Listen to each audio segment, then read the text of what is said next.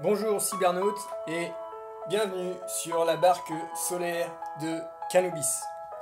Il y a dans ce monde une guerre entre le cannabis et le vin, une guerre entre les peuples du cannabis et les peuples du vin.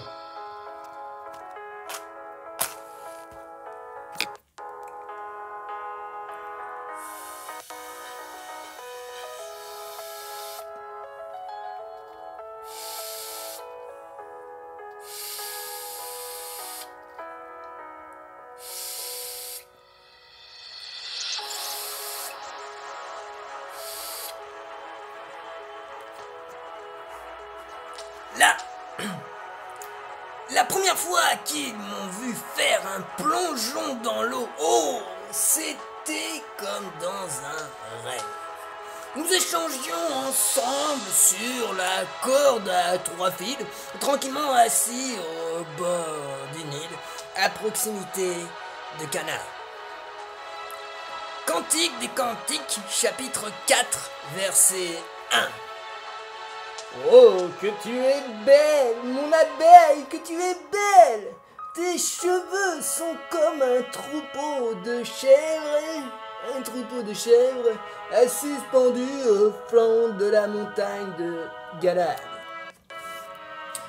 Lorsque tout à coup, Mélissa, la reine de mon serviteur le Bourdon, passa la main dans ses cheveux et fit tomber par mégarde au milieu des roseaux et de l'eau la fleur cannabique que son fiancé avait délicatement accrochée sur son voile. La fleur aux couleurs vertes et blanches voleta tel un séraphin en provenance de Sirius et amérit sur le Jourdain. Sur le Nil en crue.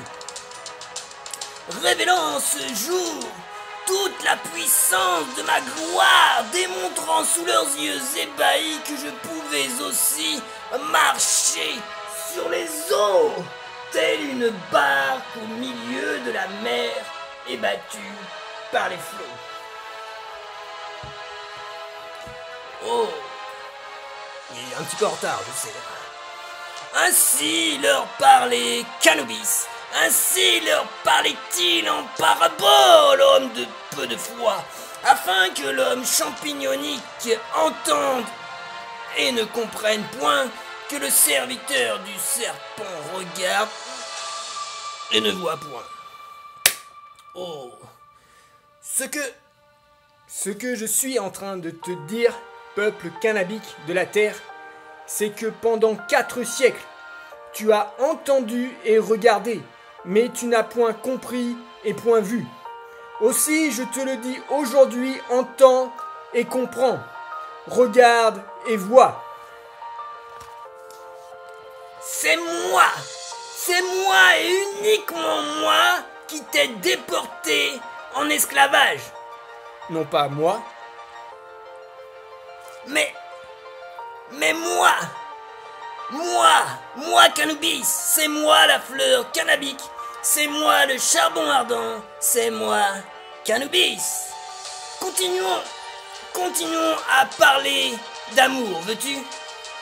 Cantique des Cantiques, chapitre 5, versets 2 à 3. J'étais endormi, mais mon cœur veillait. C'est la voix de mon bien-aimé qui frappe. Ouvre-moi, ma sœur, mon ami. Oh, pardon, excusez-moi. Ouvre-moi, ma sœur. C'est pas encore ça. Ouvre-moi, ma sœur, mon ami, ma colombe, ma parfaite, car ma tête est pleine. Ma tête est couverte de rosée, mes boucles sont pleines des gouttes de la nuit. Il faut changer de voix et tout, c'est pas toujours facile. Pas toujours facile. J'ai ôté ma tunique, comment la remettrai-je? J'ai lavé mes pieds, comment les salirai-je? la Soulamite a donc ôté ses sandales de chanvre, puisqu'elle a lavé ses pieds, et la Soulamite a aussi ôté sa tunique de chanvre, La Soulamite est donc nue. Ah oui, en amour, il faut imaginer. Donc, imaginons, Cybernaute. Imaginons, enfin, imaginons. Puis, le verset 6, toujours de ce même texte. J'ai ouvert à mon bien-aimé, mais mon bien-aimé s'en était allé. Il avait disparu. J'étais hors de moi quand il me parlait. Je l'ai cherché, je ne l'ai point trouvé. Je l'ai appelé et il ne m'a point répondu. Le bien-aimé est parti parce que la Soulamite n'a pas ouvert, parce qu'elle était nue. Le bien-aimé est parti parce qu'elle était nue de la parole cannabique. Et enfin, le verset 7. Les gardes qui font la ronde dans la ville m'ont rencontré. Ils m'ont frappé, ils m'ont blessé, ils m'ont enlevé mon voile. Les gardes des murs. Les gardes des murs de calcaire, les gardes de la parole cannabique ont ôté le voile de chanvre de la Soulamite. Parce qu'elle était nue. Alors, ici aussi, attention, ne me faites pas dire ce que je n'ai pas dit. J'ai dit que la Soulamite était nue, mais je n'ai pas dit que la Soulamite est nue. D'accord? Entendons-nous bien. Hein? Entendons-nous bien. Bien. Révélation chapitre 3, verset 14 et puis verset 17 à 18. Voici ce que dit Canubis, le témoin fidèle et véritable, le commencement de la création du Créateur. Parce que tu dis, je suis riche, je me suis enrichi et je n'ai besoin de rien.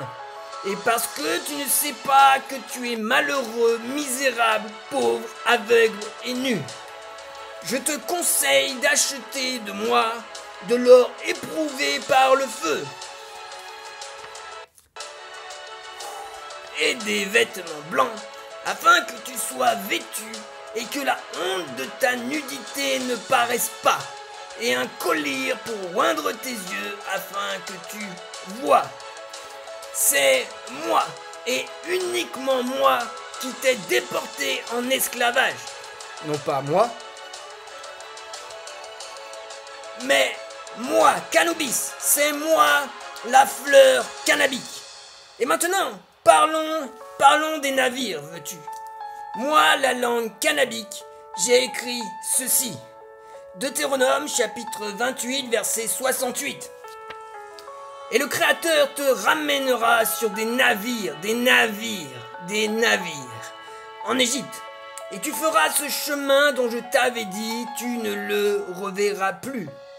Mais au fait, qu'est-ce qu'un navire?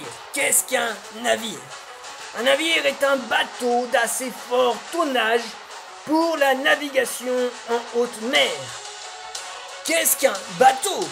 Un bateau est une embarcation, un bâtiment de navigation, comme un bateau à moteur ou un bateau à voile. Pardon, excusez-moi. Petite erreur à mon avis. Navire, bateau, bien, où est-ce que j'en suis? La navigation maintenant. La navigation, c'est l'action de naviguer, c'est l'art du navigateur. Eh oui, excusez-moi, Cybernaute. Bah oui, hein, c'est pas toujours parfait, tu sais, il y a beaucoup de papiers, beaucoup de dossiers, et on n'y arrive pas forcément tout le temps. Bien. Naviguer, c'est quoi naviguer? Eh oui, quand on navigue, tu sais, des fois on tourne un peu en rond, hein. Naviguer, c'est voyager sur l'eau ou dans les airs. Comme la fleur de cannabis qui tournoie et qui fait des tours en rond, tu vois, un petit peu, et puis elle atterrit sur la mer. Bien. Oui, j'essaye de m'arranger, hein. Naviguer, voyager sur l'eau. Oui, c'est ça. Naviguer, voyager sur l'eau ou dans les airs. Faire suivre à un avion ou à un navire une route déterminée. Eh bien, qu'est-ce donc qu'un navigateur? Un navigateur, c'est une personne qui navigue, qui fait de longs voyages en mer. Un membre de l'équipage d'un navire ou d'un bateau, chargé de déterminer la route à suivre et la position d'un bateau. Deutéronome chapitre 28, verset 68. Et qu'Anubis, ou si tu préfères Néfertum, le grand navigateur, par son art brûlant de la navigation, te ramènera lui-même sur ces pyramides végétales, les nénuphars cannabiques, les gardiens des murs, il te ramènera lui-même en Égypte. Et tu suivras cette route en haute mer dont je t'avais dit, tu ne la reverras plus. Deutéronome chapitre 28 verset 43. L'étranger qui sera au milieu de toi s'élèvera toujours plus au-dessus de toi, et toi, tu descendras toujours plus bas. Je répète, l'homme champignonique qui sera au milieu de toi s'élèvera toujours plus au-dessus de toi, et toi, tu descendras toujours plus bas. Comme tu le vois sur ce beau dessin,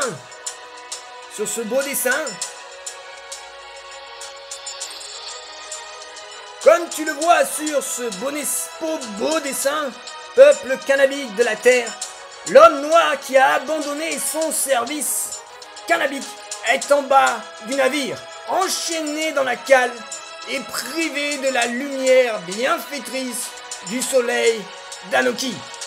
L'homme blanc, lui, est en haut du navire, toujours plus haut sur le navire, et profite d'une lumière solaire qu'il ne supporte pas très longtemps à cause de sa diète alcoolique. Eh oui, tu vois un petit peu ce qu'il y a à manger dans la soute, c'est du vin et du pain au levain.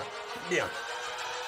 Alors, ça lui donne des coups de soleil, hein, un petit peu comme aujourd'hui avec le vaccin champignonique du couillonnavirus 19, qui fera mortellement lever toute la pâte à pain sous la haute température des antennes 5G. Il faut bien le dire. Voilà. En observant cette image, vous n'avez rien vu, rien entendu. Hein. En observant, je veux pas de problème, moi, quand même, attends, je veux pas de problème. En observant cette image, il me semble important de rappeler que le champignon ne se développe que sur ce qui est en putréfaction, ce qui est mort. Voilà. Putréfaction et mort. Voilà, le champignon, ok? Un beau champignon blanc. Oui. Aussi est-il écrit, voici j'ai mis devant toi la vie et la mort. Choisis la vie afin que tu vives. Or toi, peuple cannabique de la terre, tu as abandonné ton fiancé Canubis.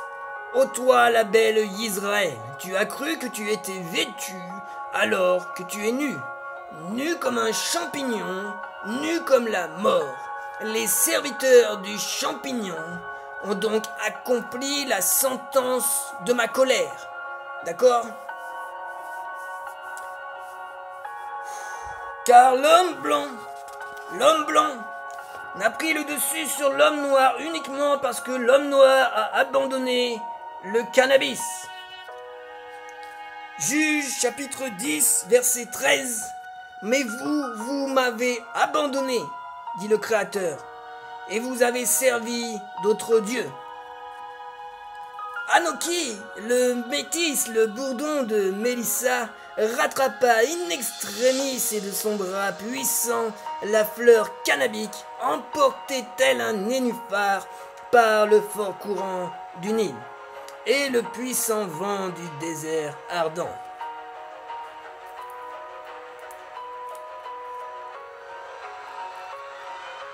Il déposa à nouveau la fleur de chanvre telle une colombe végétale sur les magnifiques cheveux de son ami. Que tu es belle, mon ami, que tu es belle.